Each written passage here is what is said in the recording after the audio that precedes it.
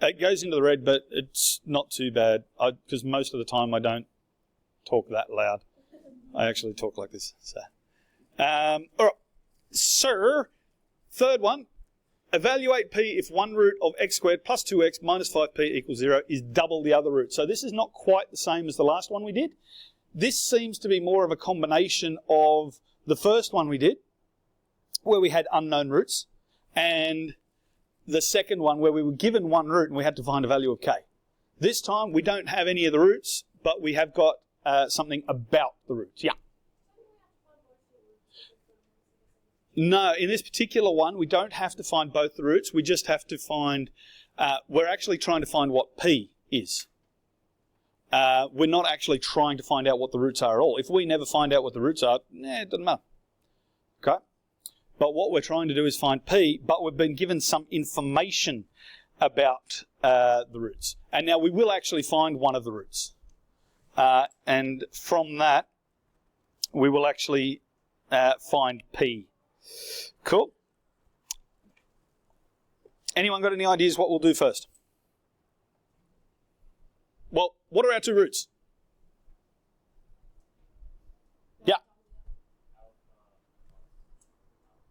Cool. All right, so if we just had a look, and our two roots, we have alpha, and what's our second root? 2 alpha. It's normally beta, right? But we know that the second root is double the other root. So there's one root, so the other one is double that root.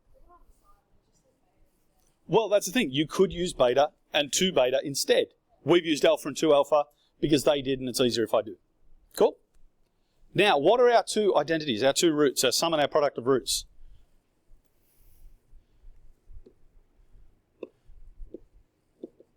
Alpha plus beta equals what?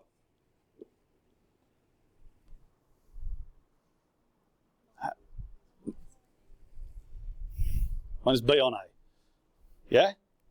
Okay, but we're not using beta this time, we're going to use 2 alpha. Alpha plus 2 alpha equals minus b on a. Therefore, 3 alpha minus b on a. Happy with that? So we've just rearranged our identity to make it useful for us. Now, we're also going to do alpha beta. Now alpha beta equals c on a. But once again, we're not using beta. We're using 2 alpha. So we've got alpha times 2 alpha c on a. Therefore,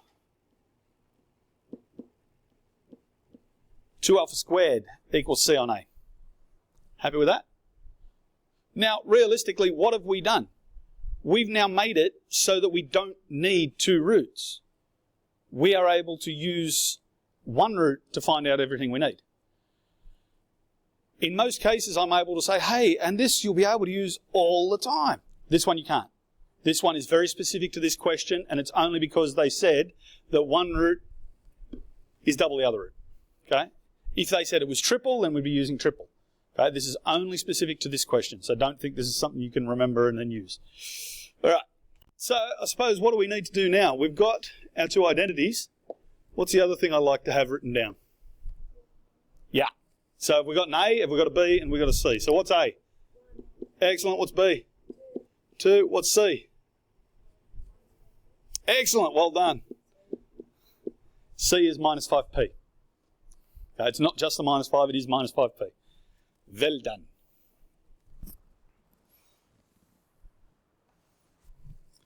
So I suppose, what are we going to do first? Yeah, which one? I'll do this one first. You know why? Doesn't have p in it. Okay, we're going to have to do both because we need to use the p eventually. We need to find the p. So let's do this first one. Okay, so 3 alpha equals minus b. So it's minus 2 over a. So I don't even need to do that. You guys are smart enough to realise that minus 2 over 1 is minus 2. It is today. We may change it tomorrow. Depends if Baden gets his way. He's messing with things. What are you saying? Yeah, you know you want to change the status quo. No. It's all right. All right, so next one, 2 alpha squared equals C over A. So once again, it's over 1, so do that. So we know that that equals that. Okay? Now, I haven't finished the left-hand one. I've still got 3 alpha. But I wanted to do that. Okay? So we've now got 3 alpha equals minus 2, and 2 alpha squared equals minus 5p. So we've substituted in. So we'll go back to the left-hand one and solve it. So what is alpha going to be? Can you see now that if we find out what alpha is, we're going to get rid of all the variables except p. And so we'll be able to then solve for p and find out what p is. Perfect. Excellent. So we've now got that. We can substitute in. So 2. It's out of minus 2 over 3 squared equals minus 5p.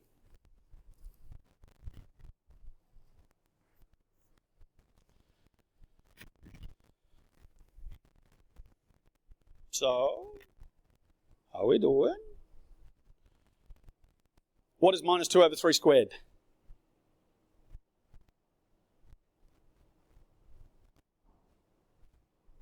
Square the top, square the bottom. Come on, guys. 4 over 9.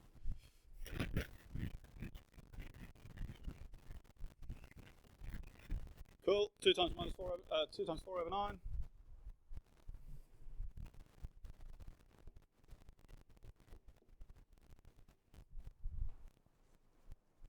Am I getting in your way?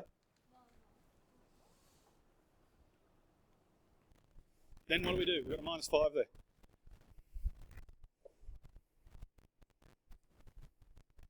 So we've got 8 over 9 equals minus 5 times p.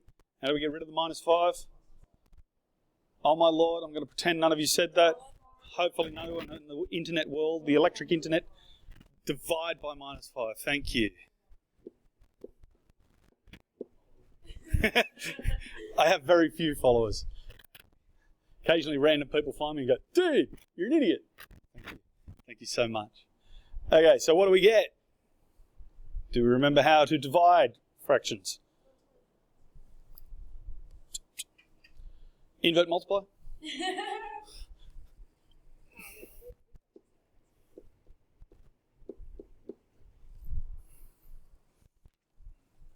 We're done.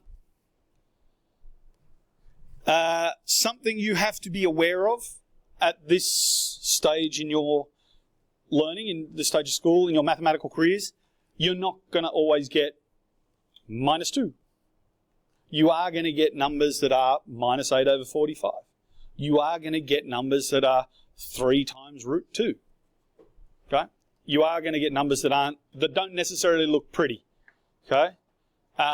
In the earlier years, you would have looked at it and gone, oh, that's not a very nice number, I probably did something wrong.